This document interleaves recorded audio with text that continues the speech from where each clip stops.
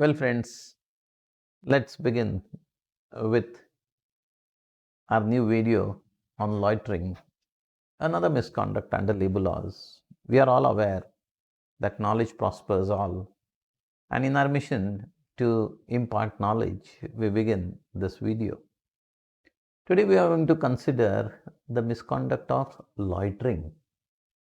Loitering, see, it doesn't find an independent place in the standing orders, but then as is held by the Honorable Apex Court in Mahendra Dantwal's case, everything, each and every misconduct cannot be defined and it cannot find a place in the standing orders. It has to be a misconduct, something which is wrongful, and if at all it is wrongful, and if it qualifies to be a misconduct, then it remains to be a misconduct, though it is not enshrined in a particular entry in the standing orders. That is what Mahendra Dantwal's case is. And today we are going to see, friends, what is the misconduct of loitering. Loitering, the plain dictionary meaning is just roaming here and there, mucking up here and there, not to do anything, roam endlessly. We have so many people amongst us. Now you see, it's something related with human nature. It's within human nature to walk aimlessly, to wander here and there, to waste time. In fact, I read somewhere, it was George Bernard Shaw who very sarcastically remarked that the time which you enjoy wasting is never wasted. You have wasted time in life, I have wasted time in life. And sometimes in hindsight, when I see that where have I wasted time, I have bunked classes with all my friends, and then friends, what we see is we have all enjoyed that also. So the time which you enjoy wasting is never wasted. But then, friends, this was in school days. School days, aimlessly, we started roaming here and there without anything. And then, there was an aimless wander, I would say. Problem is not that. Problem is if this wandering continues when you are at a workplace, your employer is paid you for what? For 8 hours. And you are not working for 8 hours. So, ethically, are you justified in taking whatever he is given to you when you are not giving your output? That's the simple thing. Well, let me tell you a story, friends, of my friend's father. I went to his house because he was retired, and after receiving a send off from his colleagues, office colleagues, he came home.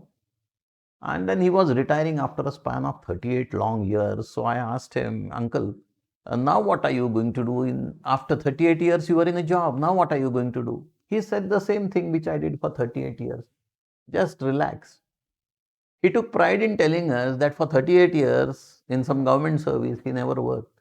And after retirement also, he is going to do the same thing, that is, he is not going to work.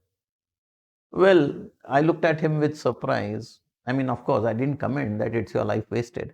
But the point is, there are so many amongst us who follow the same path, same psychology, same mentality, just waste time.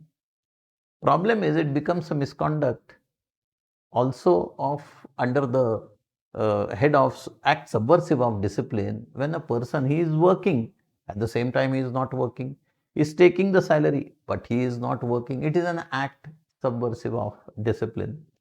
Well, friends, it is wasting of time and doing nothing. Well, the joys of doing nothing and wasting time, you have also tasted such fruits, and I have also done it, and it's very, very enjoyable. I remember what Bill Gates said. Bill Gates said, I always choose a lazy person to do a job because he will always find an easy way to do the job. These lazy people are very intelligent.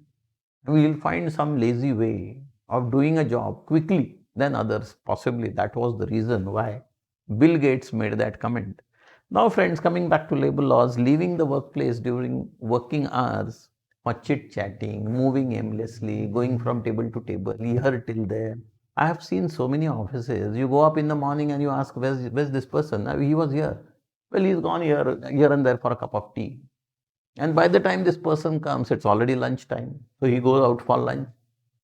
And by the time he comes from lunch, it is always tea time. So again he goes out for tea. And by the time he comes back, Well, the day is over, so when is he going to work? I don't want to say that all government offices function this way. They have become very strict now. But then once upon a time, people blamed and accused government officials to be working this way. And why blame government officials? What happens in private industries and public undertakings and everywhere? It's a total office atmosphere where people are wandering, doing nothing aimlessly. This is called loitering, which is an act which is subversive of discipline. Well, in all such cases, the employer is justified in terminating such sort of people. The employer is justified. Now, what happens is that if the employer is justified, let's move or delve deeper into the subject. Why is the employer justified in dismissing all such people? Because it's a betrayal of full sense of responsibility, and if done habitually, it should result in dismissal.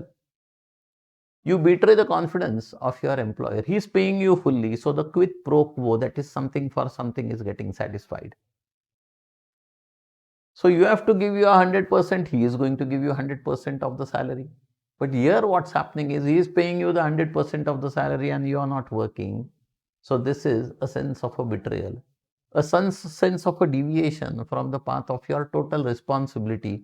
And if it is done again and again and again and again, it is habitual, and this would result in a dismissal, as is the mandate of n number of courts in India. Another topic of discussion always is union leaders and loitering. Union leaders, under the garb of trade unionism, he doesn't work. He's a union leader, so he's supposed to work. He joins the company or the organization for work, but he doesn't work. And for this unionism, whatever, he goes from meeting this person to that worker, to this worker, to that worker, and again. And when are you going to work? So he just indulges in loitering, and we are going to see whether this is allowed. Leaders cannot disturb discipline is the mandate of the Apex Court of India. You may be a trade union leader, no problem. There are no two opinions about it. You are seeking the welfare of the workers, that also is allowed.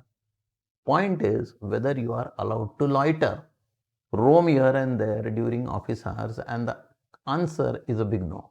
You are not allowed to do that. Now, friends, to understand this concept, we are going to see some cases and instances which will make the concept a bit elaborate and much more clear. Yes,